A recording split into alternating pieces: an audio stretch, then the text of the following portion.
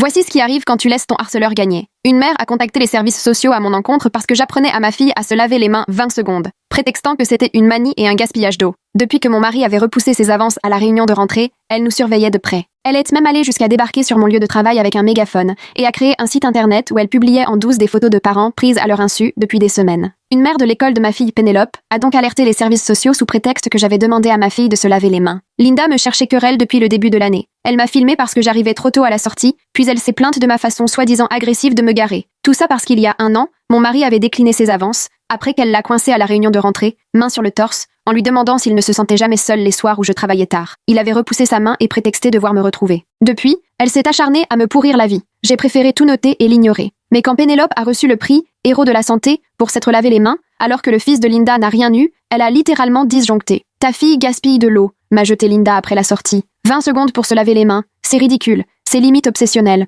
C'est la durée recommandée par les autorités sanitaires, ai-je rétorqué. Le fils de Linda était aussi en lice pour le prix mais l'a perdu, après qu'un enseignant l'a surpris en train de sortir des toilettes sans se laver les mains. Au lieu de s'en prendre à lui, Linda a décidé que c'était ma fille autiste le problème. La directrice m'a convoquée. Linda s'inquiète de la consommation d'eau et de possibles troubles psychologiques, m'a-t-elle confié, visiblement embarrassée. J'aurais pu, comme d'habitude, laisser courir. Mais là, il y avait un point qui changeait tout. Je suis ingénieure en traitement des eaux. Mon travail, c'est littéralement de calculer la consommation des collectivités, alors hors de question de la laisser s'en tirer encore une fois. J'ai sorti mon téléphone et montré les recommandations officielles. 20 secondes, c'est le standard médical, et on utilise moins de 4 litres d'eau. Je sais que c'est ridicule, a soupiré la directrice, mais elle a réussi à monter d'autres parents contre vous. Elle réclame une réunion du conseil d'école. La salle était comble le jour J. Linda, manifestement à côté de la plaque, est arrivée avec une pile de documents sur l'économie d'eau et des chiffres sur la santé mentale trouvés on ne sait où sur Internet. On traverse une crise de l'eau, a-t-elle proclamé en me lançant un regard noir. Quand j'ai expliqué que j'étais ingénieure, que 20 secondes consommaient à peine plus d'1 litre, elle a roulé des yeux. Les diplômes ne servent à rien quand on voit le gaspillage de ses propres yeux, a-t-elle lâché. À ce moment-là, le responsable technique du district a tenté de me défendre, mais je l'ai invité à se rasseoir. Je suis désolée tout le monde. Puis je me suis tournée vers Linda. Finalement, tu as raison. Un grand sourire s'est aussitôt dessiné sur son visage. Elle opinait déjà du chef, ravie de sa victoire. Évidemment, s'est-elle esclaffée. Je l'ai laissé savourer son instant de gloire, parce qu'au fond, un détail m'est revenu. Linda était en plein divorce, sans travail, et tout le monde avait vu son fils faire la queue pour les repas gratuits, à la cantine. Je n'avais pas envie d'en rajouter. Autant déposer les armes. Après ça, tout le monde est sorti, et ceux qui étaient de mon côté se sont excusés auprès de Linda d'avoir pris parti contre elle. De retour à la maison, mon mari m'a montré un message qu'il venait de recevoir. C'était Linda, qui racontait l'histoire en se faisant passer pour la victime. On a bien rigolé, puis il l'a bloquée. Je crois qu'il la rembarre pour la 5e fois. Je pensais que c'était fini, jusqu'au lendemain matin, où à 9 heures, on frappe à la porte. 2 assistantes sociales et un policier. Ma fille descend pour prendre son petit déjeuner et demande pourquoi la police est là. Les assistantes sociales insistant pour inspecter la maison sur le champ. À la fin de leur visite, tout le monde était complètement déconcerté. Leur rapport disait qu'on affamait notre fille, qu'on la gardait enfermée à la cave, et que mon mari avait des gestes déplacés lors de pseudo-rituels de lavage forcé. L'enquête a duré 6 heures, pendant lesquelles ma fille a manqué l'école et moi le travail. Sans un minimum de sang-froid, j'aurais pu perdre ma fille. Il était évident que Linda était derrière tout ça, mais je ne voulais pas l'accuser sans preuve. Et le lendemain, je l'ai eue. J'attendais Pénélope à la sortie quand j'ai entendu cette voix insupportable derrière moi. Je me retourne et je vois Linda, en train de fanfaronner d'avoir réussi à me remettre à ma place. Les autres mères, autour d'elle, avaient l'air mal à l'aise, mais je les ai ignorées. « Oh, je ne t'avais même pas vu devant moi. » Sa voix débordait d'arrogance. « Je suppose que je dois avouer pour hier. Désolée. Je croyais vraiment que ton mari était... Enfin, tu sais, après tout, il a fini avec quelqu'un comme toi. » Elle a éclaté de rire façon sorcière brûlée vive à Salem. Je l'ai laissé faire, parce qu'elle ne savait pas une chose. Je ne suis pas du genre à m'effondrer. Moi, sous la pression, je deviens stratège. Le lendemain matin, le harcèlement a continué. Linda est venue jusqu'à mon travail, une usine de traitement des eaux à 20 minutes de l'école. La sécurité m'a appelée à l'accueil, où elle se disputait avec un agent parce qu'elle voulait absolument parler aux employés. Je suis passée devant sans un mot, mais elle m'a suivie jusqu'au parking, brandissant une pseudo-pétition bricolée pendant la nuit sous mon nez. J'ai continué sans réagir pendant qu'elle débitait ses discours sur l'eau et l'éducation. Quand je suis partie, elle était encore en train de vociférer derrière moi. L'après-midi, à la sortie de l'école, 3 mères sont venues me voir séparément. Chacune m'a soufflé que Linda les avait appelées toute la matinée pour essayer de les enrôler dans une pseudo-intervention. L'une d'entre elles, Catherine, semblait particulièrement gênée. Elle m'a révélé que Linda leur avait demandé leurs adresses pour leur envoyer des brochures sur les troubles obsessionnels chez l'enfant. Je les ai remerciés pour l'info et j'ai poursuivi mon compte-rendu, tout consignant dans mon téléphone, capture d'écran, horaire, nom de témoin. Mon esprit d'ingénieur gérait ça comme un projet de collecte de données, méthode stricte à l'appui. Rapidement, le harcèlement a pris une autre dimension. Linda se mettait à surgir partout où j'allais, que ce soit au supermarché, à la station-service ou devant la salle de sport. Elle gardait ses distances, se contentant de m'observer tout en pianotant sur son portable de façon fébrile. D'autres parents ont commencé à remarquer son manège. Plusieurs m'ont affirmé avoir vu sa voiture plantée devant l'école, bien après la sortie des classes. Mon mari a proposé qu'on dépose une main courante, mais j'avais une autre stratégie en tête. À l'école, la rumeur courait que le divorce de Linda ressemblait à un champ de bataille. Son ex-mari avait obtenu la garde principale de leur fils aîné, et Linda se battait pour passer plus de temps avec le plus jeune. Dans ce type de procédure, les dossiers financiers sont accessibles. Je savais comment les consulter. La semaine suivante, Linda a organisé une réunion sur la sensibilisation à l'eau au centre communautaire, invitant tous les parents de notre niveau avec son lot de statistiques bancales sur le lavage des mains et la santé mentale. Son flyer montrait des enfants en pleurs près de lits de rivière asséchés, histoire de marquer les esprits. Je me suis rendue à la réunion. Linda avait préparé un PowerPoint bien ficelé, bourré de chiffres soigneusement choisis et d'arguments émotionnels. Elle s'est lancée dans un discours passionné sur la nécessité de protéger nos enfants des comportements obsessionnels déguisés en préoccupations sanitaires. Plusieurs parents se tortillaient, mal à l'aise. Quand elle a terminé, je me suis levée calmement, sans chercher à me justifier ni à entrer dans son jeu. J'ai simplement demandé si quelqu'un avait des questions sur le fonctionnement de notre réseau d'eau local. Quelques mains se sont levées. J'ai passé 20 minutes à expliquer comment la station de traitement tourne, comment on suit la consommation, la différence entre l'usage domestique et industriel, en restant claire et concrète, sans pathos, juste les faits. Linda a tenté de m'interrompre à plusieurs reprises, mais les parents étaient franchement intéressés. Un père a posé une question sur sa facture d'eau, une mère a voulu en savoir plus sur les systèmes de filtration. À la fin, la discussion avait complètement changé de ton et s'était transformée en vrai échange constructif. Linda est partie furieuse. Le lendemain, elle a fait un nouveau signalement à la protection de l'enfance. Cette fois, elle m'accusait de négligence éducative, prétextant que je forçais Pénélope à faire trop de devoirs sur les systèmes d'eau. L'assistante sociale, visiblement embarrassée d'être là encore une fois, s'est excusée en feuilletant le classeur de Pénélope, où il n'y avait que des exercices tout à fait normaux pour une élève de CE1. L'entretien a duré 2 heures. Pénélope a raté son cours d'art plastique, qu'elle adorait. Voir sa déception a réveillé en moi une froideur méthodique. Linda avait franchi la ligne en détournant à répétition un système censé protéger les enfants. J'ai décidé de creuser sérieusement. Les documents publics montraient que la situation financière de Linda était encore plus mauvaise que ce que tout le monde pensait. Le divorce avait vidé ses comptes, elle s'était vue refuser la pension alimentaire à cause de preuves d'infidélité, elle avait perdu son boulot à mi-temps dans le marketing 6 mois plus tôt, et elle accumulait 3 mois de retard de loyer. Les dossiers du tribunal sur la garde étaient édifiants. L'avocat de son ex-mari avait déjà soulevé ses tendances à porter de fausses accusations contre les figures d'autorité. Il y avait eu des précédents dans l'ancienne école de son fils aîné. Un professeur accusé de discrimination, un coach dénoncé pour des infractions imaginaires à la sécurité. Toujours sans fondement, toujours déstabilisateur. J'ai tout compilé dans des dossiers organisés, pas pour l'attaquer, mais pour me protéger. Le schéma était limpide. Linda s'en prenait à toutes celles et ceux qui mettaient son ego en danger. Le rejet de mon mari avait déclenché son acharnement contre moi, mais son comportement trahissait des problèmes bien plus profonds. Entre-temps, son harcèlement continuait. Elle avait réussi à convaincre 2 parents de demander à ce que Pénélope change de classe, sous couvert d'influence négative. Elle avait même créé un groupe Facebook, Parents pour une utilisation responsable de l'eau, vite transformé en tribune de règlement de compte contre moi. La directrice m'a convoqué à nouveau, l'air épuisé. Linda avait multiplié les plaintes officielles auprès de l'académie sur la politique de lavage des mains de l'école,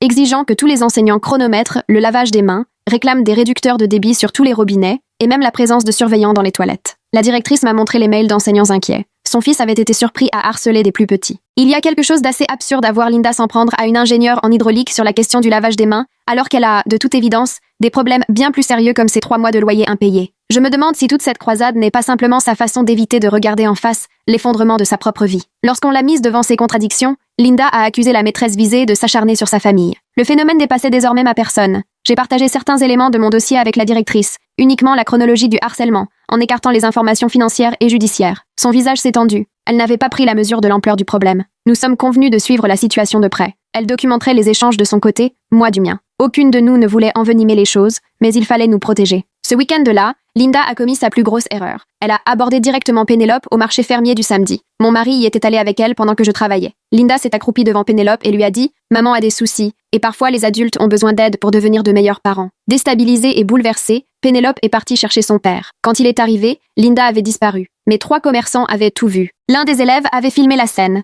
trouvant choquant qu'une adulte s'en prenne ainsi à une enfant. Mon mari m'a appelé aussitôt. J'ai quitté le bureau pour les retrouver à la maison. Pénélope ne disait rien. Elle essayait simplement de comprendre ce qui lui était arrivé. Nous lui avons expliqué que, parfois, certains adultes tiennent des propos bizarres lorsqu'ils ne vont pas bien et qu'elle n'y était absolument pour rien. Ce soir-là, j'ai pris une décision. Le comportement de Linda devenait franchement inquiétant. Son désespoir financier, mêlé à son habitude d'accuser n'importe qui à tort, créait une situation explosive. Il fallait que je sois réfléchie, et non pas impulsive. J'ai passé mon dimanche à tout mettre à plat, reconstituer la chronologie, lister les témoins, collecter toutes les preuves. J'ai fait des copies de sécurité que j'ai partagées avec mon mari. On a installé des caméras de surveillance, car on avait remarqué que la voiture de Linda faisait des allers-retours devant chez nous. Le lundi matin a apporté une nouvelle surprise. Linda avait réussi à convaincre un journaliste local d'enquêter sur le gaspillage d'eau dans les écoles. L'article ne me citait pas nommément, mais Linda y tenait de longs discours sur des parents qui encouragent des comportements obsessionnels. Le journaliste n'avait rien vérifié, ni sur la consommation d'eau, ni sur les recommandations sanitaires. Rapidement, l'article s'est répandu sur les groupes de parents sur les réseaux sociaux. La plupart ont reconnu la manœuvre de Linda,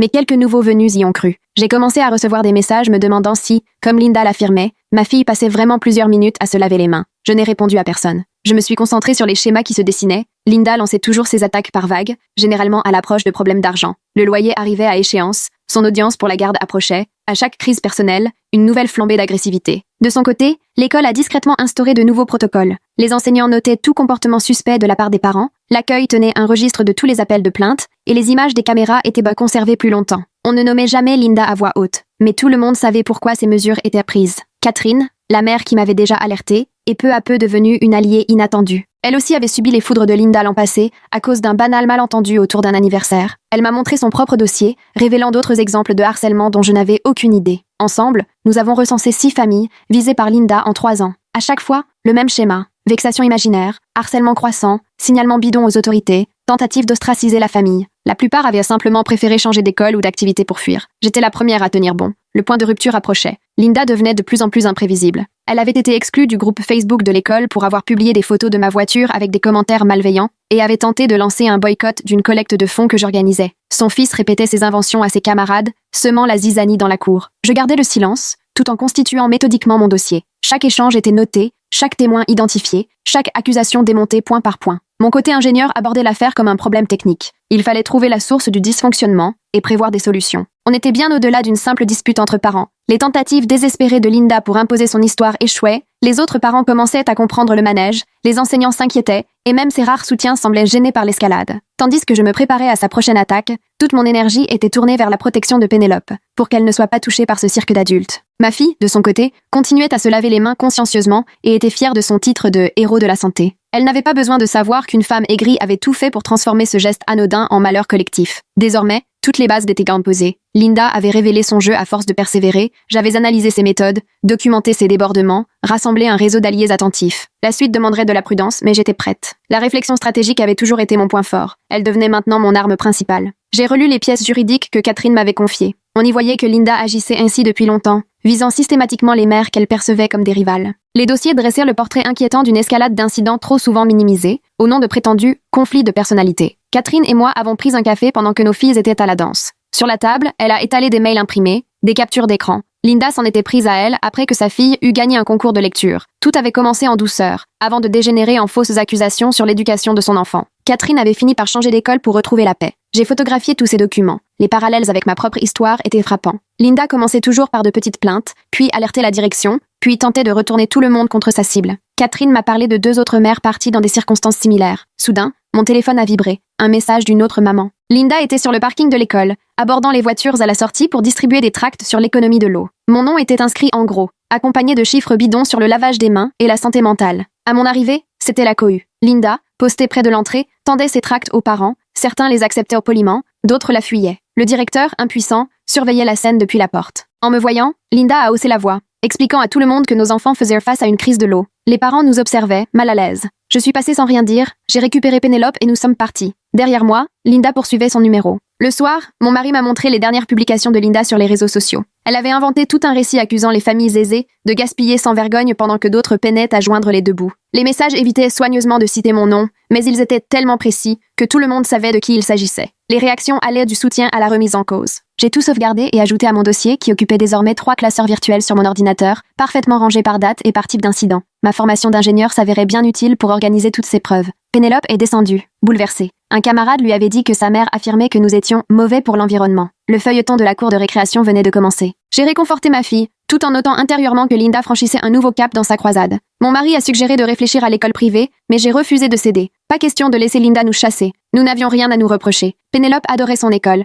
ses professeurs, ses copains. Partir, ce serait simplement permettre à Linda de s'acharner sur une autre famille. Ce soir-là, j'ai approfondi mes recherches sur le passé de Linda. Les réseaux sociaux faisaient état d'une série de conflits dans ses différents postes, d'amitiés rompues dans de mauvaises conditions et de proches manifestement tenus à distance. Les papiers de divorce que j'avais trouvés n'étaient qu'une toute petite partie du problème. Catherine m'a envoyé un message tard dans la soirée. 3 autres mères l'avaient contactée après avoir assisté à la scène sur le parking. Toutes avaient eu quelques accrochages avec Linda, sans réaliser à quel point cela faisait partie d'un schéma. Nous avons décidé de nous retrouver en groupe. Le lendemain matin, Linda est montée d'un cran. Elle est arrivée à l'école avec une planche à pince à la main et demandait aux parents de signer une pétition pour des règles responsables d'utilisation de l'eau. La plupart passaient leur chemin, mais certains s'arrêtaient écouter son discours bien rodé sur la préservation et la santé mentale. Je l'observais depuis ma voiture, la voyant essayer de rallier les parents à sa cause. Son fils, à ses côtés, avait l'air très mal à l'aise, tandis qu'elle s'emportait sur les familles qui, selon elle, inculquaient des comportements obsessionnels à leurs enfants. Les gamins les observaient à la volée en passant. À l'intérieur, j'ai surpris des enseignants qui discutèrent de la situation. On leur avait recommandé de rester en dehors de toute cette affaire, mais la lassitude se faisait sentir. L'un d'eux a confié que Linda appelait presque chaque jour le rectorat,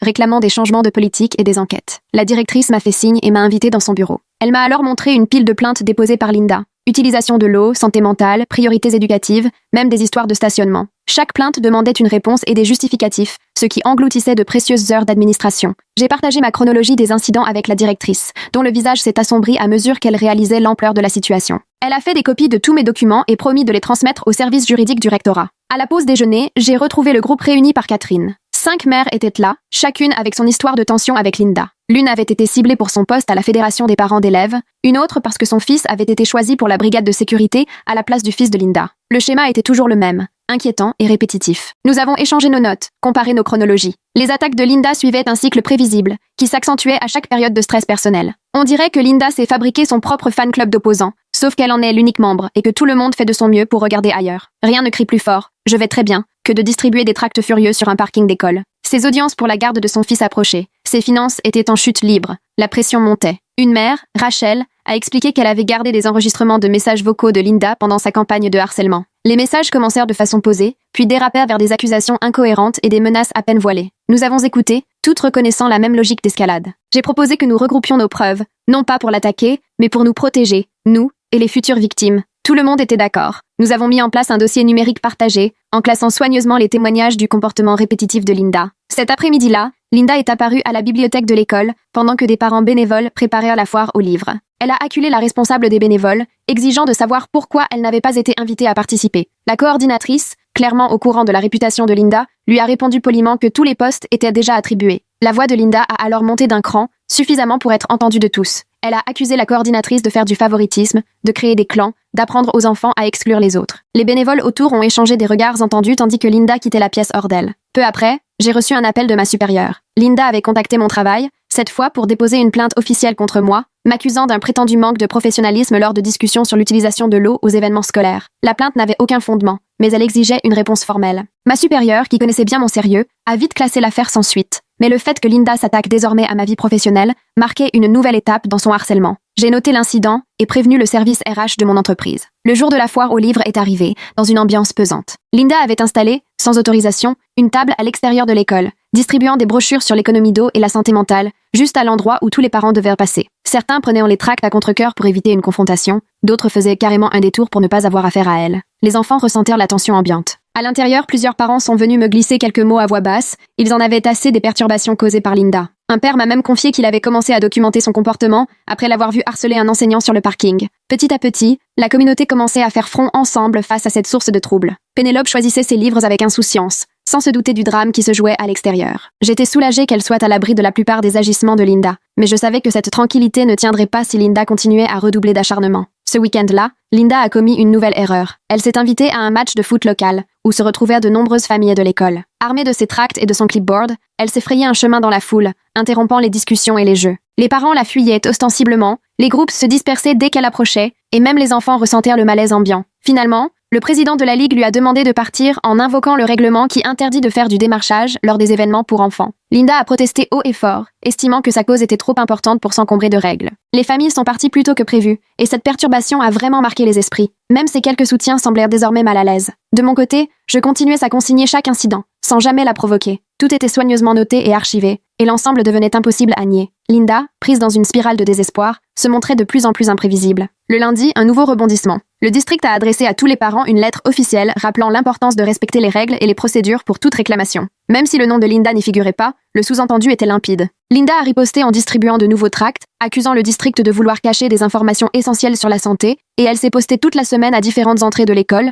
changeant de place pour ne pas se faire mettre dehors. Les enseignants ont commencé à signaler que son fils rencontrait des difficultés. Ses notes chutaient, et il était impliqué dans plusieurs altercations dans la cour. Quand ils ont tenté d'aborder la question avec Linda, Elle les a accusés de s'en prendre à lui par représailles à cause de son militantisme. J'avais de la peine pour ce garçon, victime malgré lui de l'obsession de sa mère. Les enseignants faisaient tout pour le préserver, mais les enfants sont loin d'être dupes. Ils comprenaient très bien que la situation posait problème. Le directeur a alors instauré de nouvelles mesures de sécurité. Désormais, il fallait prendre rendez-vous pour venir. Les bénévoles étaient soumis à des vérifications et l'accès aux portes était restreint. Là encore, personne ne citait Linda, mais tout le monde savait qui était visé. La situation financière de Linda empirait. Par les bruits de couloir, Catherine a appris qu'elle venait de recevoir un avis d'expulsion. Sous pression, Linda devenait plus agressive, et on l'avait vue pleurer dans sa voiture après avoir échoué à rallier d'autres parents. J'ai pris l'avis d'une amie avocate, qui a examiné mes dossiers et confirmé que nous pouvions tout à fait demander une ordonnance de protection, tout en me prévenant qu'une action en justice risquait de déclencher une escalade. Nous avons préféré patienter. L'audience pour la garde approchait,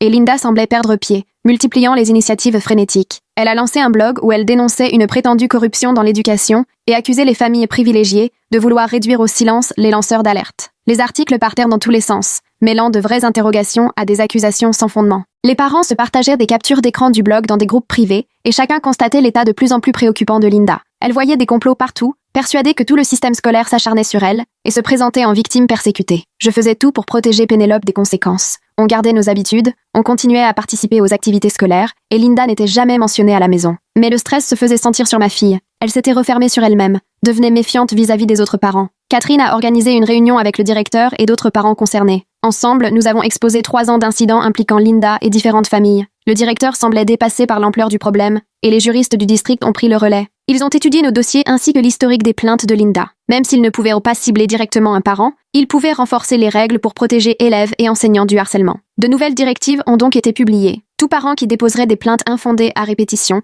serait limité à une communication écrite, et ceux qui troubleraient les événements scolaires ne pourraient plus accéder à l'école, sauf pour récupérer leur enfant. Officiellement, les mesures étaient neutres, mais personne n'était dupe. Linda a réagi comme on s'y attendait. Elle a accusé l'école de vouloir faire taire les parents, menacé de porter plainte, et créer de nouveaux profils sur les réseaux sociaux dès qu'on bloquait les anciens. Elle a aussi demandé à ses derniers soutiens de déposer des plaintes en son nom. Mais la communauté était à bout, et les parents parlaient désormais ouvertement du comportement de Linda lors des rencontres scolaires. Les enseignants n'hésitaient de plus à rapporter chaque incident, et le conseil d'école recevait des courriers de soutien aux nouvelles mesures. L'isolement de Linda était quasi total. Pour ma part, je suis restée fidèle à ma stratégie. Ne jamais attaquer, mais protéger ma famille, et laisser Linda précipiter sa propre perte. J'appliquais ce principe d'ingénierie qui consiste à laisser un système défaillant s'effondrer de lui-même, et cela se révélait efficace. L'audience pour la garde a fini par avoir lieu. L'avocat de l'ex-mari de Linda, d'une façon ou d'une autre, avait pu se procurer certains de nos documents qui mettaient en lumière la répétition de son harcèlement. Le juge a fait part de son inquiétude quant à l'impact du comportement de Linda sur son fils, et elle a perdu encore du temps de garde. Le tribunal a ordonné une évaluation psychologique et des ateliers sur la parentalité. Cette décision l'a anéantie, mais elle n'était que la conséquence directe de ses propres actions.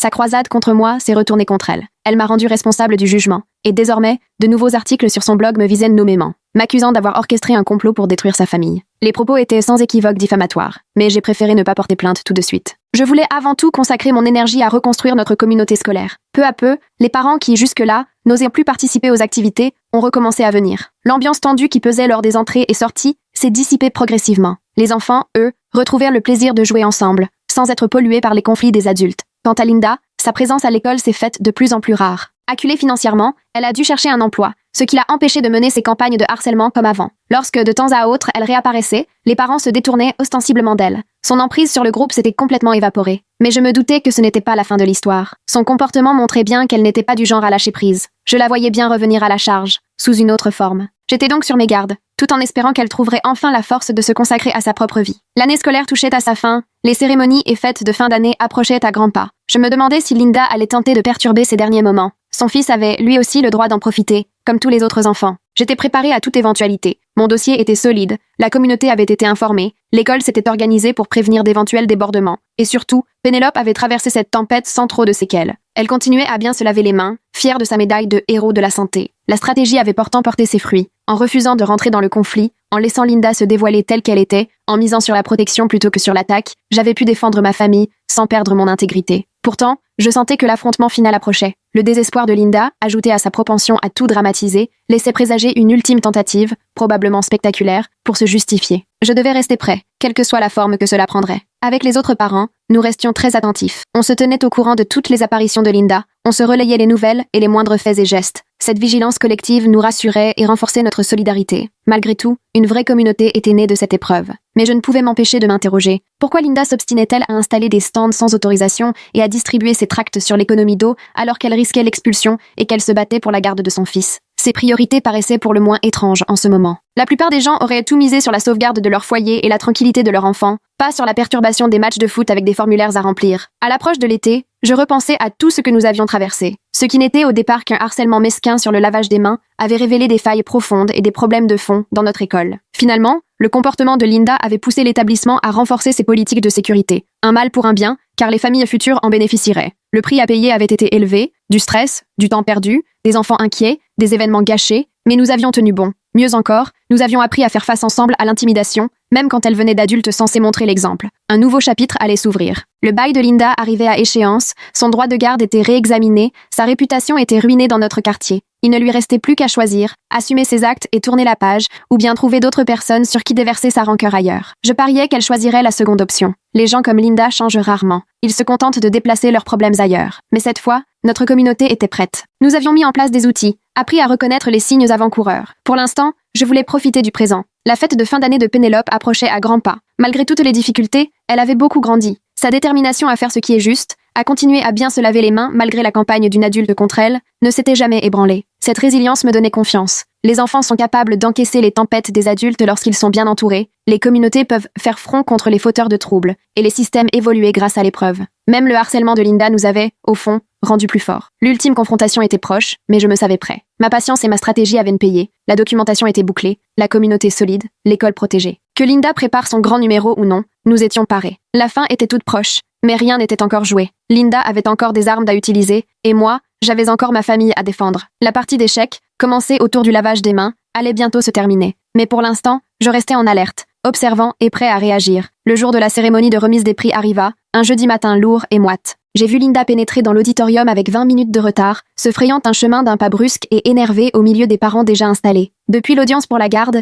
elle avait visiblement perdu du poids. Ses vêtements lui tombèrent sur le dos, de larges cernes creusaient son visage. Catherine m'a donné un coup de coude et m'a montré le programme. Le fils de Linda va recevoir un prix d'assiduité. Au moins aurait-il droit à ce petit moment de fierté. J'ai cherché Pénélope du regard. Elle était là, assise devant avec sa classe, se retournant de temps à autre pour nous faire de petits signes complices. Pendant la cérémonie, Linda s'est levée à 3 reprises pour prendre des photos, gênant la vue des autres parents. Le directeur a échangé un regard appuyé avec l'équipe de sécurité, qui s'est discrètement rapprochée de sa rangée. Elle l'a remarqué et s'est rassise, mais ses gestes nerveux et ses chuchotements bruyants trahissaient son agitation. Au moment où l'on a annoncé les lauréats du prix Héros de la Santé, dont Pénélope faisait partie, le visage de Linda s'est fermé. Elle s'est levée à moitié, puis s'est ravisée et s'est laissée retomber sur son siège. Les parents autour d'elle se sont écartés sans bruit. La tension dans son coin était palpable. Après la cérémonie, les familles se sont retrouvées dans la cour pour déguster un rafraîchissement. Linda, elle, a acculé le nouveau directeur de district près de la table de jus de fruits. Je l'ai vu gesticuler, tandis que son interlocuteur devenait de plus en plus mal à l'aise. Au bout de 2 minutes, il s'est excusé, mais Linda l'a suivi jusqu'au parking.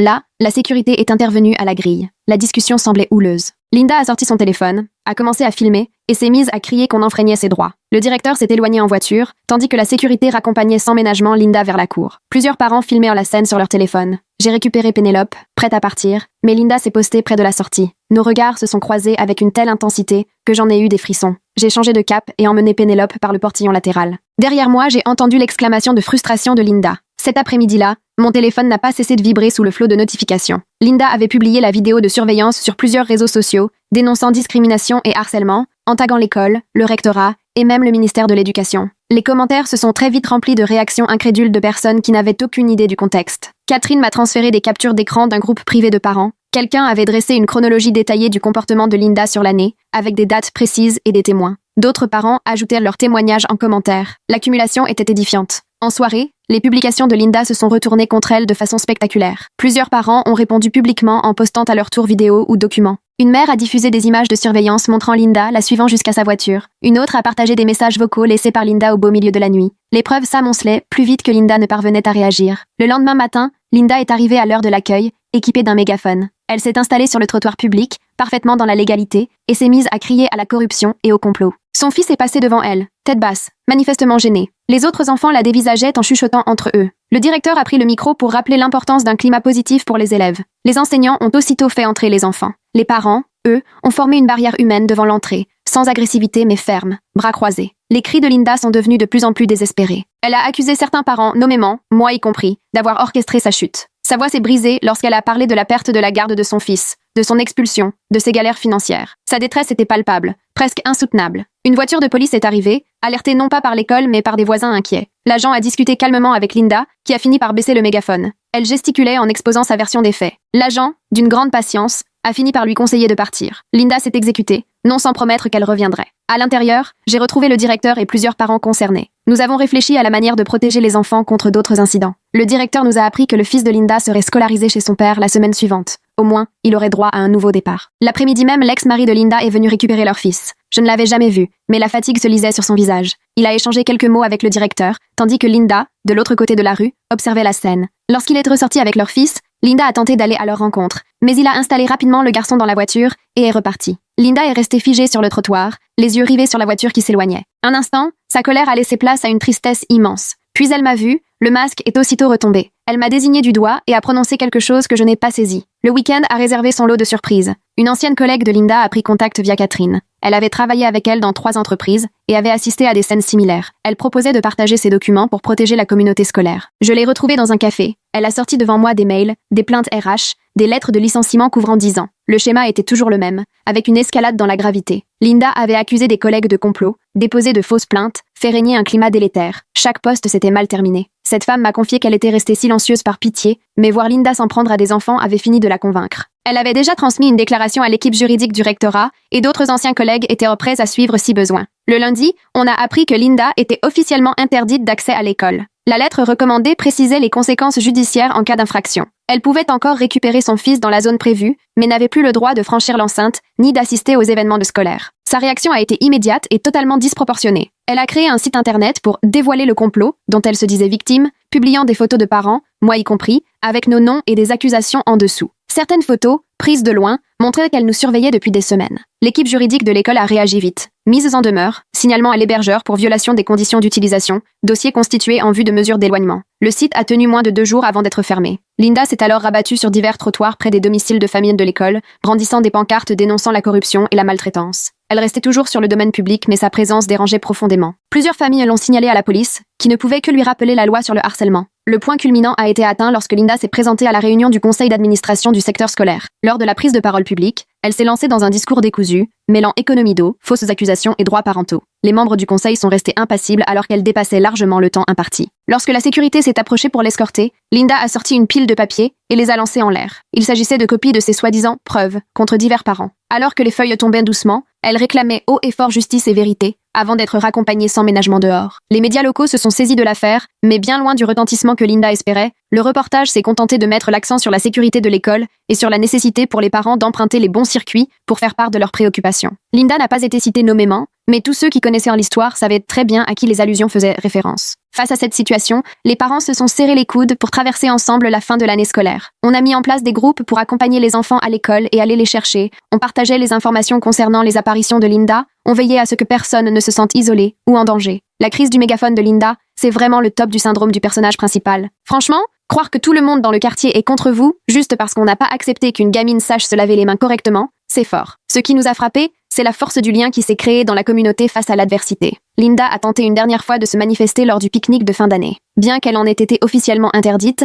elle s'est quand même pointée dans le parc public voisin, armée d'une banderole et de tracts. Les agents de sécurité la gardaient à l'œil pendant que, de notre côté, tout le monde profitait de la fête dans l'enceinte de l'école. Elle était complètement à l'écart, invisible aux yeux de tous, abandonnée à sa solitude. Je l'ai observée de loin, réalisant à quel point son obsession l'avait consumée. Son fils était parti vivre chez son père, elle avait été expulsée de sa maison, sa réputation était en miettes. Tout ça pour n'avoir pas su accepter qu'on lui dise non, et pour avoir refusé d'assumer ses actes. Le pique-nique, lui, suivait son cours. Les enfants jouaient, les parents papotaient, les enseignants fêtèrent l'arrivée des vacances. Pénélope a remporté le trophée de la course en sac à 3 jambes, tout sourire, protégée des histoires des adultes. La vie continuait, indifférente à la colère figée de Linda. Puis, au moment où les familles commençaient à plier bagages, Linda a rangé sa banderole. Elle paraissait soudain plus frêle, comme rapetissée par ce qu'elle avait traversé. Certains parents avaient entendu dire qu'elle s'apprêtait à partir chez des proches, loin d'ici, dans un autre état. Pour nous, la page se tournait. Je rangeais nos affaires pendant que Pénélope disait au revoir à ses amis. On parlait déjà des vacances et on se donnait rendez-vous pour des après-midi, la vie reprenait sa routine. Petit à petit, les épreuves de l'année allaient s'estomper. ne laissant que les liens renforcés et quelques leçons bien apprises. Catherine est venue vers moi alors que je m'apprêtais à partir. Il n'y avait pas besoin de mots pour comprendre tout ce que nous avions enduré ensemble. Cette expérience partagée avait fait naître une amitié aussi improbable qu'indéfectible. Nos filles couraient devant nous, riant de choses qui échappent aux adultes. Peu à peu, le parking s'est vidé, chacun partant vers ses vacances. La voiture de Linda, d'ordinaire stationnée en vigie de l'autre côté de la rue, avait déjà disparu. L'école allait retrouver son calme pour l'été, à l'abri des drames et des perturbations. À la rentrée, de nouvelles familles, de nouvelles habitudes, de nouveaux défis prendraient le relais. J'ai attaché Pénélope dans son siège auto, refermé la portière, et j'ai senti tout le poids de cette année singulière, qui nous avait mis à l'épreuve comme jamais, mais dont nous étions sortis plus soudés que jamais, fidèles à nos valeurs. Pénélope, elle, continuait de se laver les mains avec application, fière de faire comme il faut. Le retour à la maison s'est fait dans le calme. Pénélope me parlait de la colo, des cours de natation, toutes ces préoccupations d'enfance qui remplaçaient enfin la tension qui avait régné si longtemps. Je l'écoutais, un sourire attendri aux lèvres, reconnaissante de sa capacité à rebondir. Ce soir-là, j'ai rangé tous mes dossiers, espérant ne jamais avoir à les ressortir. Ils contenaient des centaines de pages retraçant la chute d'une femme prisonnière de son obsession, mais aussi la force d'une communauté soudée pour protéger ses enfants. Avec mon mari, on s'est retrouvés sur la terrasse après avoir couché Pénélope, pour revenir sur cette année folle. Nous avions tenu bon, envers et contre les fausses accusations, le harcèlement, les tentatives de division. Notre couple en est ressorti plus fort que jamais. On avait appris à se fier à notre instinct, à défendre notre famille, sans jamais perdre nos principes de vue. Le lendemain, c'était enfin le début officiel des grandes vacances. Pénélope a déboulé dans notre chambre à l'aube, pleine d'enthousiasme pour toutes les aventures à venir. J'ai préparé des crêpes tandis qu'elle inventait 1000 projets. Ce retour à la simplicité du quotidien avait un goût inestimable après tant de tensions. Un message de Catherine est arrivé. Linda avait quitté la ville, le camion de déménagement avait été vu à l'aube, tout ce qui lui restait entassé à l'arrière. Sa nouvelle adresse était dans un autre état, loin d'ici. On a tous ressenti un vrai soulagement, même si une pointe de tristesse subsistait pour son fils. Rapidement, la routine estivale s'est installée. Cours de natation, virées à la bibliothèque, jeux au parc. Pénélope respirait enfin, redevenant la gamine curieuse et joyeuse qu'elle avait toujours été, libérée des conflits entre adultes. Elle n'avait aucune idée du danger que nous avions traversé de justesse. J'ai repris le travail à plein temps, heureuse de retrouver une vie normale. Mes collègues avaient été d'un soutien précieux pendant les mois difficiles de la campagne de Linda. Retrouver la rigueur et la logique de l'usine de traitement de l'eau, après tout ce chaos, avait quelque chose de rassurant. Les chiffres, eux, ne trichent pas. Suite à tout ce que nous avions vécu, le district scolaire a instauré de nouvelles règles. Désormais, les soucis des parents passent par des procédures claires, avec des exigences précises en matière de documentation. Les signalements mensongers seraient sanctionnés immédiatement. Les mesures de sécurité ont été renforcées, sans transformer l'école en bunker. Notre groupe de parents s'est maintenu, avec des réunions mensuelles. Ce qui n'était au départ qu'un réflexe d'autodéfense s'est peu à peu mué en amitié véritable. On s'entraidait, on organisait des activités, on restait attentif face à l'avenir. L'esprit de solidarité forgé dans la crise tenait bon, même en temps de paix. En août, Linda n'était plus qu'une mise en garde discrète entre parents. Les nouveaux arrivants étaient briefés, on leur recommandait la prudence et l'importance de la documentation. Cette vigilance chèrement acquise se transmettait, pour éviter que d'autres ne vivent le même cauchemar. Voilà ce qu'elle a laissé derrière elle. Une communauté plus soudée, plus prudente, prête à affronter le futur. À mesure que les fournitures scolaires faisaient leur apparition en rayon, la fin de l'été se faisait sentir. Pénélope choisissait ses cahiers et ses crayons pour le CE2 avec une excitation intacte, comme si les épreuves de l'an passé n'avaient jamais existé. Je restais admirative devant la capacité des enfants à rebondir, là où, nous, adultes, traînons nos cicatrices. Quelques jours avant la rentrée, j'ai reçu un message auquel je ne m'attendais pas. L'ex-mari de Linda me remerciait d'avoir fourni les documents qui avaient le permis de protéger son fils. Le garçon s'épanouissait désormais dans un nouvel environnement, loin de l'influence toxique de sa mère, et il avait commencé une thérapie pour tourner la page sur ce traumatisme. J'ai ressenti un vrai soulagement pour lui qui n'avait rien demandé à personne et avait subi de plein fouet les obsessions maternelles. Au moins, il avait enfin une chance de retrouver une vie normale, avec un père déterminé à lui offrir stabilité et réconfort. Parfois, la meilleure solution, c'est de prendre ses distances. Le jour de la rentrée est arrivé, avec son lot d'agitation et d'excitation. Nouveaux visages, nouveaux profs, nouvelles perspectives. J'ai vu Pénélope franchir la porte de l'école avec une assurance nouvelle. Elle avait grandi pendant l'été, mais sa soif d'apprendre était restée la même. La routine de la sortie d'école avait changé, elle aussi. Plus de tension dans l'air, les parents bavardaient, sans scruter anxieusement les alentours. L'atmosphère était redevenue légère, presque joyeuse. Nous avions traversé la tempête et en étions ressortis plus soudés. L'ombre qui pesait sur notre petite communauté s'était dissipée. J'ai remarqué plusieurs nouvelles familles, un peu perdues, mais ravies de découvrir les habitudes de la sortie d'école. Je me suis rappelé ce que c'était, avant que toute l'histoire avec Linda ne commence. J'ai pris soin de les accueillir, de les orienter, sans jamais évoquer les drames passés. Avec Catherine, nous sommes allés prendre un café pendant que nos filles assistaient à leur premier cours de danse de l'année. On a parlé de tout et de rien, les devoirs, les activités. Le nom de Linda n'a même pas effleuré la conversation. Le passé était bel et bien derrière nous. Après la survie, l'amitié retrouvée. Le prix héros de l'hygiène continuait d'être remis à de nouveaux élèves. Le lavage des mains faisait désormais partie du décor, fêté sans polémique. Ce geste tout simple, qui avait déclenché tant de conflits, retrouvait enfin sa vraie place dans l'apprentissage des règles de base. Pénélope montrait fièrement la bonne technique aux plus petits. Septembre s'est achevé sur la traditionnelle fête d'automne. Les familles se sont réunies pour célébrer la communauté et les récoltes. L'événement s'est déroulé dans la bonne humeur, sans le moindre incident. Les enfants jouaient, les parents tenaient les stands, la vie normale avait repris ses droits. J'ai observé Pénélope traverser le parcours d'obstacles avec ses amis, son rire résonnant sur toute la cour. Elle était restée elle-même tout au long de cette histoire, et jamais son autisme n'avait été utilisé contre elle. Elle restait fière de son identité et de ce qu'elle avait accompli. Cette année nous avait appris beaucoup, à tenir bon face aux intimidateurs, à tout noter, à puiser notre force dans la solidarité. On avait compris qu'avec patience et stratégie, même le harcèlement le plus acharné finit par reculer. Mais surtout, nous avions protégé nos enfants sans jamais trahir nos valeurs. Avec l'arrivée de l'automne,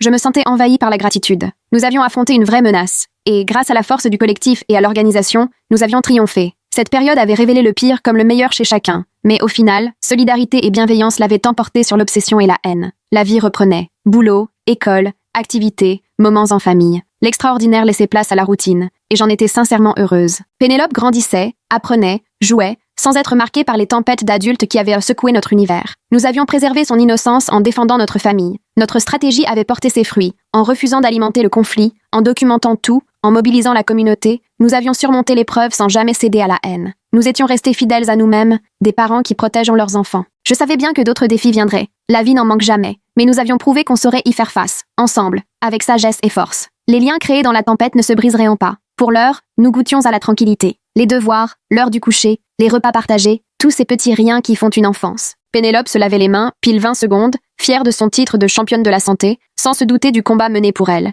Et c'était exactement comme ça que les choses devaient être. Merci d'être resté jusqu'au bout avec moi. Franchement, quelle aventure. Il m'arrive encore d'avoir du mal à réaliser, mais parfois, il faut l'avouer, les questions sont plus passionnantes que les réponses. À bientôt, restez curieux. Si vous êtes arrivé jusqu'ici, n'hésitez pas à laisser un commentaire, j'adore tous vous lire.